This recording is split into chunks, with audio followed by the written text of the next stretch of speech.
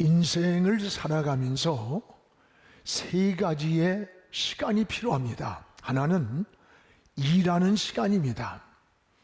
부지런히 직장이나 사업이나 일해야 합니다. 성경적 관점에서 게으름은 곧 악이라고 했습니다. 또 하나는 하나님과 이 교제하는 시간입니다. 바쁘다고 하나님과의 영적인 교제가 막히면 영혼이 곤고해지고 평안이 없어집니다. 그리고 분주하기만 하지 더 골치 아픈 문제들이 마치 거미줄처럼 엉키는 것을 경험하게 됩니다. 그 다음은 가정생활을 위한 시간입니다. 어떤 사람들은 성공한다고 하는 이유 때문에 성공했다고 하는데 가정이 깨져 있습니다. 자녀들이 탈선을 한 안타까운 그런 모습을 보게 됩니다. 여러분, 세계 최대 월마트 창업자가 여러분 잘 아는 샘 월튼인데, 그가 얼마나 돈을 많이 벌었는지 미국의 시애틀을 통째로 사고도 남을 정도로 돈을 벌었어요. 그런데 샘 월튼이 죽기 전에 마지막 아쉽고 고통스러운 말을 남겼습니다. 나는 인생을 잘못 살았다. 나는 인생의 우선순위가 잘못 정했다고 하는 고백이었다고 합니다. 이 거대한 월마트를 만들고 키우느라 그의 하루는 늘 복잡하고 번잡했습니다. 그는 자식들에 대한 아는 바가 없어요. 손주들의 이름을 외우지도 못해요. 죽음에 이르러서야 자기 인생을 돌아보면서 몹시 후회를 했다고 합니다. 인생의 우선순위가 잘못되었고 더 행복의 본질을 나는 놓쳤다고 하는 그런 고백이었다고 합니다. 그렇습니다. 여러분, 행복이라고 하는 것은 멀리 있는 게 아닙니다. 여러분의 가정 안에 있음을 깨닫게 됩니다. 그럼에도 불구하고 이 가정 안에 보이지 않는 많은 상처, 이 갈등들이 굉장히 많이 있어요. 자녀는 자녀대로, 부모는 부모대로 상처와 갈등을 가지고 살아갑니다. 수많은 사고, 범죄, 이런 것들이 밖에도 있지만은 가정 안에 굉장히 많다는 거예요. 이 내면의 갈등, 상처, 이게 여러분 부부 간에도 형제 간에도 얼마나 많아요. 이걸 치유해야 행복한 가정으로 회복이 되는 겁니다. 가정이 뭡니까? 가정은 혼자가 아닙니다. 더불어 함께 사는 공동체가 바로 가정입니다. 부부가 더불어, 부모와 자식이 더불어 행복을 누리는 것이 가정이에요. 여러분, 가정은 마치 몸으로 말하면 지체와 같은 공동체가 가정입니다. 여러분 잘 아는 탈무드에 보면 어떤 사람이 머리가 둘이고 몸이 하나인 기용아를 데리고 랍비를 찾아왔습니다. 선생님, 이 아이가 한 사람입니까? 두 사람입니까? 물으니까 랍비가 하는 말이, 뜨거운 물을 한쪽 머리에다 부어봐라. 이쪽에 부었는데 다른 쪽이 몹시 고통을 느낀다면 이 사람은 한 사람이다 라고 하더랍니다. 그렇습니다. 여러분, 가정이란 여러 사람들이 모여서 행복을 함께 나누는 공동체가 가정인 거예요. 아픔도 괴로움도 함께 나누고 기쁨과 즐거움도 함께 나누는 게 가정이에요. 그래서 교회도 가정 같은 공동체입니다. 저는 우리 영안교회를 늘 성도들을 향해 영안의 가족이란 말을 해요. 여러분, 교회도 가족이에요. 가족이라는 말 자체가 바로 사랑, 공동체를 뜻하는 거예요. 자기 고집만 주장을 하고 어떤 권리만 주장하면 행복한 가정이 이루어지지 못합니다. 서로의 용서가 있고 사랑이 있고 배려가 있어야 돼요. 그래서 가정치유 상담원에서 발표한 내용을 보니까 가족을 변화시키는 힘은 칭찬과 감동이랍니다. 잔소리는 절대로 배우자나 자녀를 바꿀 수가 없다는 거예요. 그런데 여러분의 가정을 한번 현주소를 보세요. 가정이 여러분 식탁에 앉으면 즐겁고 맛있게 먹기보다는 잔소리하는 시간이야. 아이들이 그래요. 어떤 애, 목사님 난 집에 가기 싫어요. 우리 아버지 떴다 하면은 그 2시간 3시간을 잔소리 들으려면 들어가기가 싫다는 거야. 아버지 떴다 하면 벌써 숨어버리고 공부하는 척한데, 여러분 결코 이런 것이 가정을 치유할 수 없고 변화시킬 수가 없다고 하는데도 불구하고 우리의 현주소가 이런 모습이라는 것을 부정할 수가 없습니다.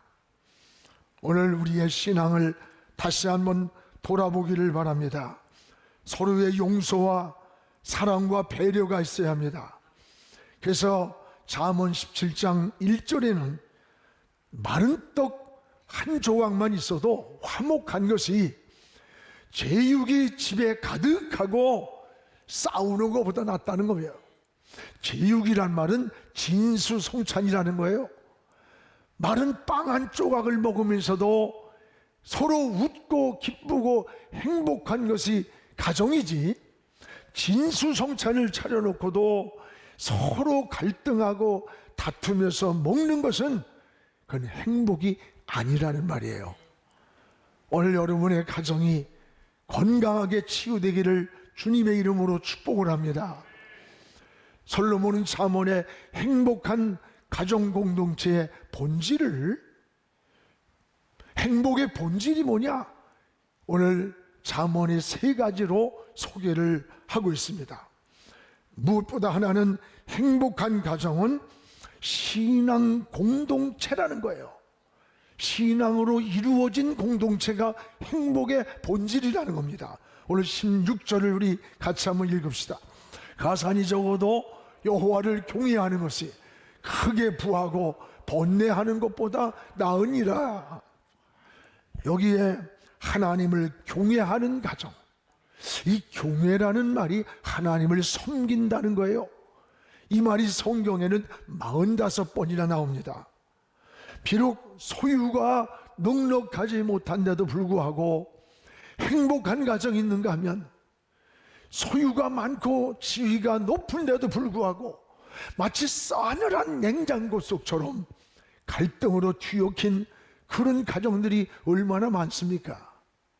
그래서 올해 103살인가 되신 김용석 교수가 쓴 책에 보면 행복한 가정은 글 읽는 소리가 들리고 일하는 소리가 들리고 울음소리가 들리는 가정이 행복한 가정이라는 거예요. 여기에 찬송과 기도 소리가 들린다면 더 아름다운 가정이 될 것입니다. 오늘 성경의 노아의 가정이 보세요. 아들들만이 아니라 자부들까지도 120년간 방주를 짓는데 갈등이 없어요. 하나님을 경외하는 모습만이 나타나는 것을 보게 됩니다. 그렇습니다. 여러분, 행복의 출발은 어디에 있느냐? 그 뿌리가 믿음에 있는 거예요. 여러분의 가정이 믿음 위에 세워지기를 바랍니다. 믿음처럼 귀한 게 없습니다. 인간은 영적인 존재예요. 정신적인 존재이기 때문에 하나님을 섬기는 데서 평안이 있고 만족이 있고 진정한 행복이 나타나는 거예요. 그래서 하나님 잘 믿는 것이 행복의 기초가 되는 겁니다. 성경에 아브라함, 이삭, 야곱, 요셉이 이게 뭐예요? 믿음의 DNA를 가진 가문이라는 것을 볼 수가 있습니다. 오늘 다음 세대 자녀들의 가슴에 우리가 무엇을 줘야 합니까? 여러분, 믿음을 심어주시기를 바랍니다. 자녀들에게 공부를 잘 시켜주는 것 좋은 일이에요. 재산을 물려줄 수 있다면 좋은 일이에요. 그러나 그들 속에 믿음 위에 인생의 기초를 세워야 이게 진정한 성공이 되고 진정한 행복이 되고 무너지지 않는 기초가 되는 거예요. 성경 속에 보세요. 훌륭한 모세, 사무엘, 때로는 다니엘 같은 인물들의 공통점이 뭡니까?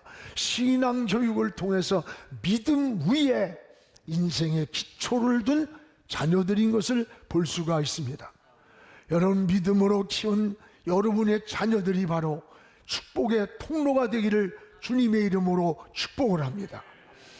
또 하나, 행복한 가정은 그 본질이 사랑 공동체로 이루어진 가정이에요.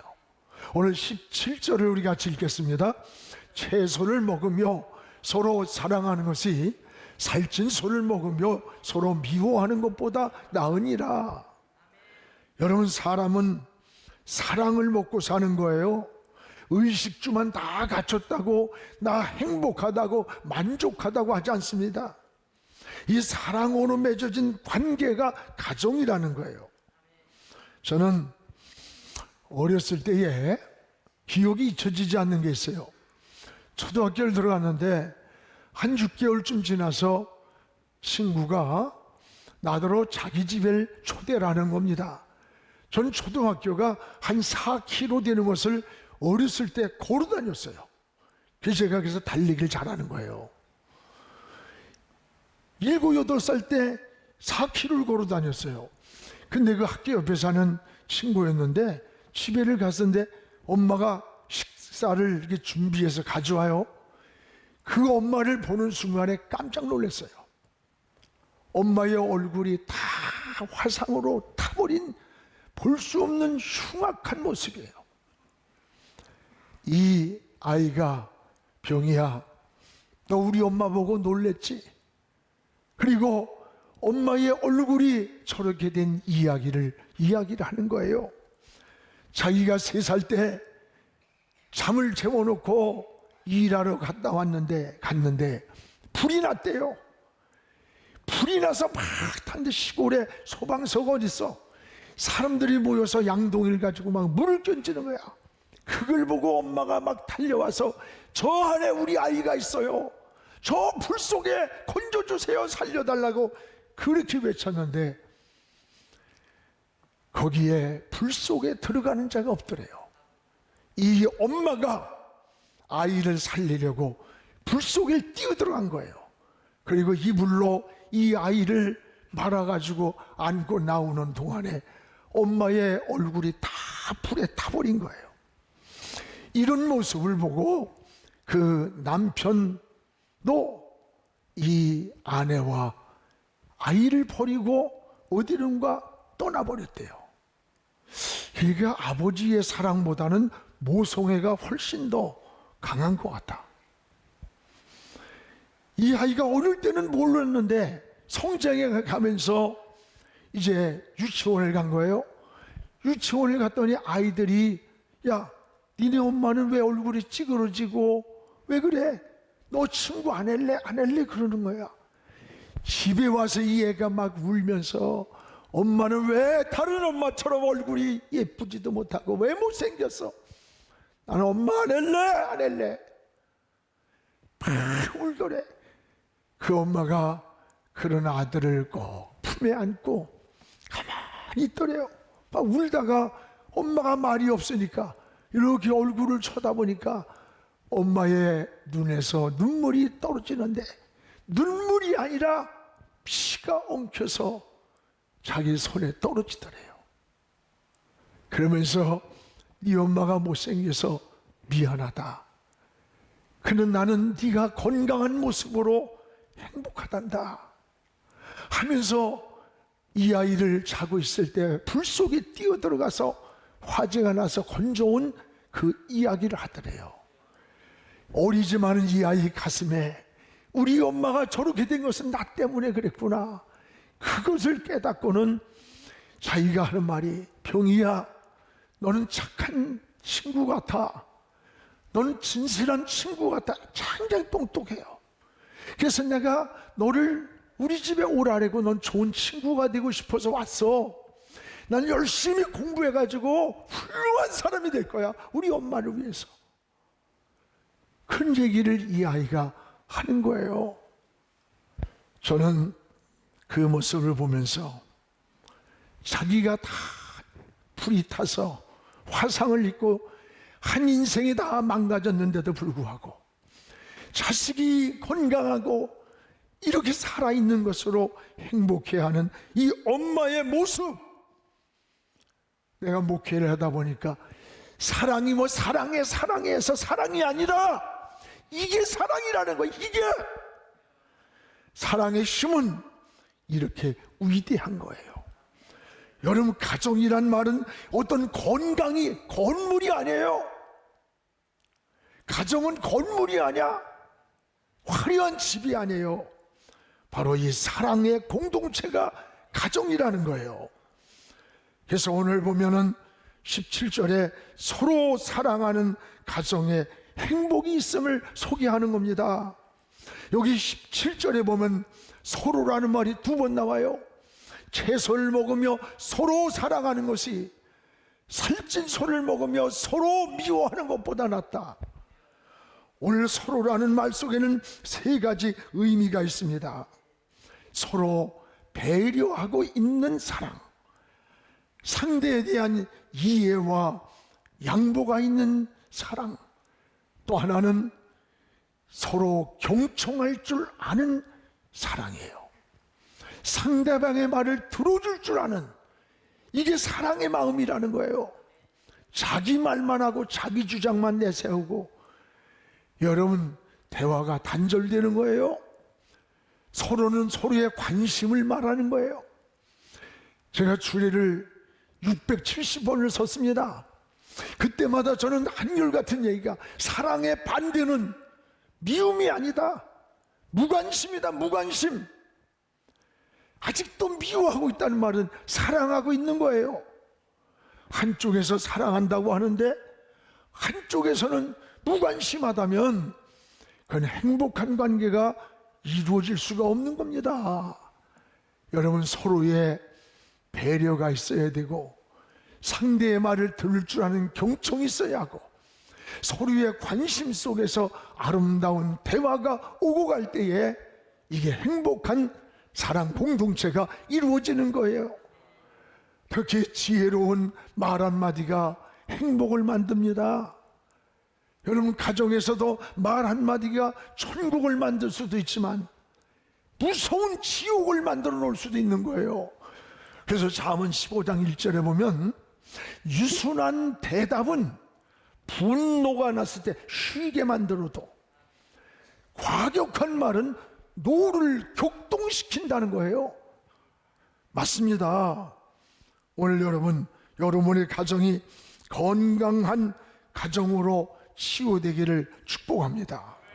우린 가정에서 치유받아야 할 3가지 요소가 있음을 잊지 말아야 돼요. 오늘 본문에 나온 내용이에요. 18절에 보면 첫째는 분노라는 겁니다. 우리 18절 같이 봅시다. 분을 쉽게 내는 자는 다툼을 일으켜도 노하기를 더디하는 자는 시비를 그치느니라. 분을 쉽게 내는 자는 다툼, 싸움이 잦아지고, 분노를 여러분 참는 자는 그 다툼을 멈추게 한다는 거예요. 맞습니다. 오늘 여러분, 분노는 행복을 파괴시키는 무서운 독이 되는 거예요. 저 아담의 가정을 보세요. 자식들이 화목하지를 못하고 결국 형 가인이 동생 아벨을 죽였습니다. 그러면 가인이 행복했느냐? 가인이 행복한 게 아니라 일생을 엉겅퀴를 헤치면서 무거운 짐을 지고 평생을 살아간 거예요. 매일 보도되는 끔찍한 사건이 밖에만 있는 게 아니라 이 가정 안에 많은데 그 대부분이 분노의 무절제랍니다. 요새는 아파트 층계 소음 때문에 가서 사람을 죽이기도 하는, 사람들이 이 분노를 절제하지 못하는 거예요. 참 무서운 세상이에요. 여러분, 사람 빤히 쳐다보면요, 왜 쳐다봐 하면서 봐서 그냥 찔른대요. 사람 똑바로 쳐다보지 마. 오늘 분노는 건강, 신앙, 인격에 아주 치명적인 상처를 만들고요, 무너뜨리는 요소가 되는 거예요. 분노는 무서운 독입니다. 저 오사카 의대에서 실험을 해봤다고 하잖아요. 개를 묶어놓고 극도로 개가 독이 오르게 한 후에 거기에서 내수에서 시안이라고 하는 독을 채취를 했는데, 한 마리 개에서 뽑은 시안이란 독이 무려 80마리 개를 죽일 수 있는 독이 나오더래요. 근데 문제는 사람은 이 개보다 더 독이 있다는 거야. 더 무서운 독이. 왜 그러냐? 사람은 이성을 가지고 있어요. 생각을 해요. 짐승은 상대를 공격을 막고 방어하고 생존을 위해서 독이 나오지만, 사람은 저놈이 나를 괴롭혔어? 내 인격을 무너뜨렸어? 이런 이성적인 것, 생각을 하면서 이 독이 나오기 때문에 더 무서운 독이 사람 속에서 나온다는 거예요. 여러분, 그렇습니다. 사람이 모이는 공동체 속에는 항상 이 하모니를 이루는 지혜가 필요해요. 지혜. 저는 늘 이 오케스트라를 생각을 해봐요. 우리가 타악기, 현악기, 관악기, 이게 한 가지만 빠져도 그 아름다운 오케스트라 소리가 나오질 않아요. 하나만 하면 시끄러울 수 있어요. 그 각기 맡은 소리가 있는데 그 악기를 잘 조율해서 여러분 콘닥터가 지휘를 해서 하모니를 이룰 때 그 연주가 아름다운 오케스트라가 되듯이 가정도 똑같은 거예요. 가정이 자꾸 시끄럽고 복잡합니까? 이게 조율이 안 돼서래. 조율을 해야 되는 거예요. 여러분, 행복은 저절로 만들어지는 산물이 아닙니다. 창조해 가는 거예요. 행복을 창조해 가야 돼. 또 하나, 우리의 가정을 파괴시키는 무서운 요소가 뭐냐? 게으름이라 그랬어요. 오늘 본문에 19절을 우리 같이 읽어보겠습니다. 게으른 자의 길은 가시 울타리 같으나 정직한 자의 길은 대론이나. 게으름, 그 이름. 여러분, 성경에 게으름을 악이라고 했습니다. 부지런하고 근면하게 살아야 합니다. 게으른 자는 땀을 흘리기를 싫어해요. 불로소득을 기다리는 유혹에 빠지다 보니까 편법으로 살게 되고, 인생을 종로를 고르려고 하네. 도둑질을 하고 남을 죽이고 사기치고 쉽게 살려고 하는 거예요. 여러분, 학생들도 공부를 열심히 해야 돼. 내가 하나님의 영광을 위해서 다른 학생들보다 더 덜 자고 공부를 할 수 있는 하나님의 영광을 향해서 일도 열심히 해야 됩니다. 하나님을 섬기는 일도 부지런하게 여러분 섬기시기를 바랍니다. 이게 우리 신앙의 지혜예요. 신앙생활의 게으름, 이건 나태함이에요. 가정도 게으르면 빈궁이 강도처럼 몰려온다 그랬어요. 강도처럼. 땀 흘린 대가를 주시는 것이 하나님의 축복이지 불로소득이 축복이 아닙니다. 여러분, 공부도 안 했는데 오늘날 하나님이 단박질을 가르쳐 준다면 그건 하나님의 공의가 아니죠. 오늘 열심히 땀을 흘리고 노력하고 열심히 한 사람에게 길을 열어주시고 지혜를 주고 하나님의 사람을 붙여주고 때를 붙여주는 거예요. 우리 신앙은 자전거 타는 것 같아요. 페달을 밟지 않으면 넘어져요.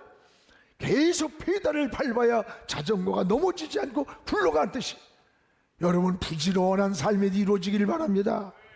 또 한 가지는 여기 보면 가정의 소통이 잘 돼야 돼요. 이 22절을 우리 같이 읽겠습니다. 의논이 없으면 경영이 무너지고 지략이 없으면 많으면 경영이 설리게 된다. 여기 의논이란 말은 여러분 경영이 무너진다? 무너진다는 말은 깨트려지고 실패라는 뜻이에요. 부부간에 부모와 자식 간에 의논이란 말은 소통을 말 소통. 여러분 이 소통이 안 될 때 행복이 깨지는 거예요. 정치에서 가장 치명적인 게 뭐예요? 소통부재라고 하잖아요. 소통부재. 이 소통이 돼야 돼요. 소통이. 여러분 직장에서도 소통이 되고 교회에서도 자꾸 소통이 돼야 돼요. 가정에서도 이게 소통이 안 되면요 참 불행해지는 거예요. 지난번에 자녀들이 자신을 가장 힘들게 하는 게 누구냐 그랬더니 놀랍게도 우리 엄마 우리 아빠입니다 그랬어요. 왜 그러냐 그랬더니 소통이 안 된다. 소통. 오늘은 말이 잘 통하는 가정이 되기를 축복합니다. 사랑하는 성도 여러분, 행복은 저절로 만들어지는 산물이 아니에요. 행복한 가정을 서로 만들어 가야 되니까 서로 만들어 가야 오늘 하나님께 기초를 두고 또 서로 사랑하는 그 가정이 될 때 그게 바로 행복이 이루어지는 거예요. 여러분의 가정이 바로 그런 가정이 되기를 주님의 이름으로 축복합니다. 기도하겠습니다.